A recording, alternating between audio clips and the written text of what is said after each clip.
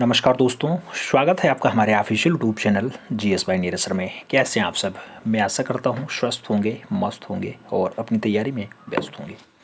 मित्रों, तैयारी आप लोग टीजीटी आर्ट की कर रहे हैं, ट्रेंड ग्रेजुएट टीचर आर्ट की तैयारी में आप व्यस्त हैं, मैं ऐसा मान के चल रहा हूँ। बहुत बढ़िया, व्यस्त रहिएगा मित्रों। इस बार आपने जो सपना सजोया है मित्रों कि ट्रेंड ग्रेजुएट टीचर में आर्ट शिक्षक में आपको शिक्षक बनना है मित्रों, तो वो सपना साकार होना ही चाहिए। और उस सपने को साकार कराने के लिए मित्रों आपको क्लास करना पड़ेगा।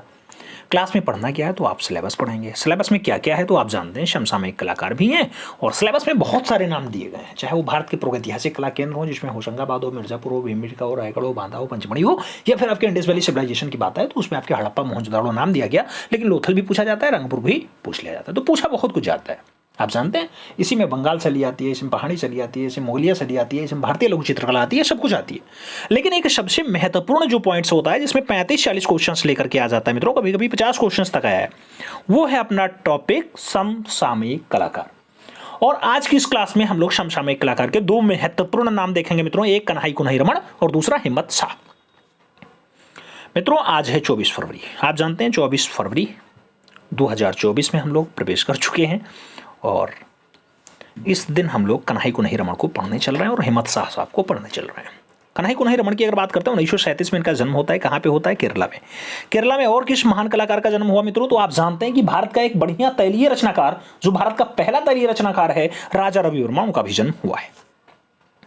कन्हई कुन्हई रमन ने गवर्नमेंट स्कूल ऑफ आर्ट्स से और क्राफ्ट से जो है वो चेन्नई से कला का डिप्लोमा लेते हैं। कन्हई कुन्हई रमन सार्वजनिक स्थानों पर विशालकाय शिल्प बनाने की शुरुआत की थी, तभी से आप विवादों में घिर गए थे। सार्वजनिक स्थानों पर, जहां पब्लिक जमीन है, वहां पर ये विशालकाय शिल्प बना देते थे, बड़ी सी रचना बना देते थे मित्रों। उसके लिए जो है ये थोड़ा सा विवादों में आ गए। प्रथम श्रेष्ठ मूर्ति शिल्प जो इन्होंने बनाया मित्रों, वो कौन सा बनाया? वो पलक्कड़ का बनाया। पलक्कड़ जिले के मालम पुंजा बांध के उद्यान में कंक्रीट से निर्मित शिल्प जो याची थी, याची जैसे चीज जो है 30 फीट की ऊंचाई में विशाल संरचना के रूप में स्थापित किया। और इस शिल्प को अश्लील कहा गया मित्रों। जो इन्होंने याची की रचना बनाई 30 फीट ऊंची, कहां पे बनाई मित्रों? ये पड़क्कल जिला में बनाई। किस पे बनाई? कंक्रीट से बनाई मित्रों। कंक्रीट वही आपका जो सीमेंट है, बालू है और रेत है, इन सभी से मिलकर बनाई। इसके लिए कहा गया कि बहुत अश्लील रचना है। इसके लिए भी थोड़ा सा इनका जो है विवादों से नाता रहा। लेकिन जब आगे बढ़े मित्रों तो कन्हई कुन्हई रमन की कला पर केरला के थेयम लोक नृत्य का विशेष प्रभाव पड़ा। तो ये पूछा जाता है थेयम लोक नृत्य कहाँ का है मित्रों? आप देखना, थेयम लोक नृत्य वहीं का है जहाँ की साक्षरता 100% है, लगभग 100% मान ली जाती है। पूर्ण साक्षर राज्य तो केरला नाम आता है। तो आपका जो थेयम लोक नृत्य है वो जो है आपके केरला से, और थेयम लोक नृत्य का इनकी कला जीवन पर बहुत ज़्यादा प्रभाव पड़ा। किसके? आपके कन्हई कुन्हई रमन जी की। आगे बढ़ेंगे मित्रों, आगे कहा जाता है कन्हई कुन्हई रमन ने धातु, काष्ठ, कंक्रीट, प्रस्तर, मिट्टी आदि माध्यम में कार्य भी किए हैं।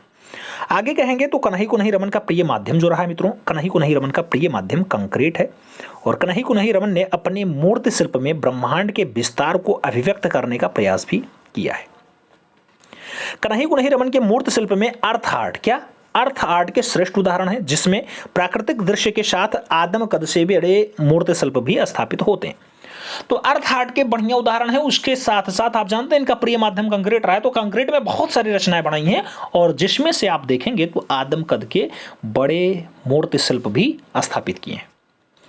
आगे कहा जाता है मित्रों कि मुकोलो या फिर मुकोला पेरुमल शिल्प के अभूतपूर्व वर्तमान कला और भविष्यवाद को एक मंच पर वार्तालाप मुद्रा में दर्शाने का काम भी किसका रहा? तो ये भी आप जानते हैं कि मुकोला पेरुमल शिल्प में भूतकाल और वर्तमान के साथ साथ भविष्य काल को एक मंच पे वार्तालाप की मुद्रा में दर्शाया है। तो वो कन्हई कुन्हई रमन ने अपनी रचनाओं के माध्यम से दर्शाया। इनकी बढ़िया बढ़िया जो मूर्ति रचनाएं हैं मित्रों वो कौन सी हैं? तो एनवायरमेंटल पीसेज पूछा जाएगा। एनवायरमेंटल पीसेज किसकी है? कन्हई कुन्हई रमन की है। मुकोला पेरुमल की अगर बात करते हैं, जो अभी लेटेस्ट में कहा जा रहा है भविष्यवाद और जो है भूत वर्तमान को दर्शाने का काम किया, तो ये मुकोला पेरुमल भी बहुत अच्छी रचना है इनकी, कन्हई कुन्हई रमन की। ये अच्छी रचना जो 30 फीट ऊंची है मित्रों, कहाँ पे किस डैम पे है? तो आप जानते हैं कि 30 फीट ऊंचा है और मलमपुझा बांध पे है। तो मलमपुझा बांध पे 30 फीट ऊंची जो है याची प्रतिमा बनाई थी। और उसके साथ मदर और फर्टिलिटी को भी इन्होंने बनाया है। नंदी रचना बहुत बढ़िया बनाया है। एम्ब्रेस की बात करते हैं, ये रचना इनकी बहुत बढ़िया है। सागर कन्या की बात हो, ये बहुत अच्छी रचना है। थाई मदर की बात हो, ये भी रचना बहुत अच्छी है। और अम्मा रचना भी बहुत बढ़िया मित्रों, जो कन्हई कुन्हई रमन के द्वारा बनाया गया। कन्हई कुन्ही रमन ने अनेक कांस्य शिल्प भी बनाए हैं, जिसमें नेताजी सुभाष चंद्र बोस की बात आए तो ये कांस्य माध्यम में बनाया इन्होंने। विक्रम साराभाई का भी रचना बहुत बढ़िया कांस्य माध्यम में बनाया है। और रविन्द्रनाथ टैगोर जैसे महान दार्शनिक, चित्रकार, कलाकार, कवि को भी इन्होंने अपनी शिल्पी के माध्यम से उकेरा है, वो भी कांसा माध्यम में। तो ये सारी बातें कन्हई कुन्ही रमन के लिए पर्याप्त हैं, इन्हें जरूर याद रखिएगा। आगे बढ़ेंगे मित्रों, हिम्मत शाह को भी पढ़ेंगे। हिम्मत शाह की अगर बात करते हैं तो कई किताबों में कई टाइप का डेटा है मित्रों। 1935 से दो जो है टर्म्स दिए जाते हैं, इसमें जन्म की बात होती है तो 22 जुलाई 1933 या 35 में भावनगर गुजरात में जो है इनका जन्म हुआ था। हिम्मत शाह ने 1953 ईस्वी में sir J school of arts Mumbai से जो है प्रवेश लिया और वहाँ डिप्लोमा किया। शाह ने 1955 से 60 ईस्वी के मध्य MS विश्वविद्यालय बड़ौदा से NS बेंद्रे और NS बेंद्रे के साथ KG सुब्रमण्यम के सानिध्य में जो है वो कला डिप्लोमा प्राप्त करते हैं। तो प्रवेश जे स्कूल ऑफ आर्ट्स मुंबई में भी लेते हैं 53 में, फिर वहाँ से निकल करके 55 से 60 के बीच जो है MS विश्वविद्यालय आते हैं और यहाँ से नारायण श्रीधर बेंद्रे और KG सुब्रमण्यम के निर्देशन में इन्होंने कला का डिप्लोमा प्राप्त किया। 1967 ईस्वी में आप फ्रांसीसी कलाकार की छात्रवृत्ति पा जाते हैं मित्रों। फ्रांसीसी सरकार यहाँ पे छात्रवृत्ति दे देती है और उस पर जो है आप पेरिस कला अध्ययन हेतु चले जाते हैं और वहाँ एलिएटर 17 की नक्काशी का अध्ययन बहुत बढ़िया से कर लेते हैं। किसका करते हैं? एलिएटर 17 उसकी नक्काशी बहुत बढ़िया से करते हैं। हिम्मत शाह 1890 ग्रुप के संस्थापक सदस्य भी रहे हैं। हिम्मत शाह ने अनेक माध्यम में कार्य भी किया है। किस किस माध्यम में? बहुत सारे माध्यमों में कार्य भी किया है। हिम्मत शाह की अगर बात करते हैं मित्रों तो चित्रण, म्यूरल, कोलाज आदि में सर्जन करने के पश्चात प्लास्टर और कंक्रीट में अनुपयोगी सामग्री यानी बोतलें हो गई, टूटी फूटी लकड़ियाँ हो गई, जली लकड़ियाँ हो गई, फटा कपड़ा हो गया, इन सभी से भी अपनी रचना को बढ़िया से बनाया और इनसे मेल में विलक्षण मूर्ति शिल्प का निर्माण भी किया। यानी नॉर्मली नहीं, बहुत अच्छी अच्छी मूर्तियाँ बनाने का प्रयास इन्होंने इस माध्यम में किया है। बोतल हो, टूटी जली लकड़ियाँ हो, फटा पुराना कपड़ा हो, इन सभी से बहुत अच्छे से सहेजने का काम किया है। हिम्मत शाह प्लास्टर और मिट्टी में अनेक मुखाकृतियाँ भी बनाई हैं। हिम्मत शाह द्वारा बनाई गई श्रमिक माध्यम में मूर्ति शिल्प मुखाकृतियों में रंग और रेखाएं भी दिखाई देती हैं। ये मूर्ति शिल्प न होकर के चित्र भी बताए जाते हैं। हिम्मत शाह के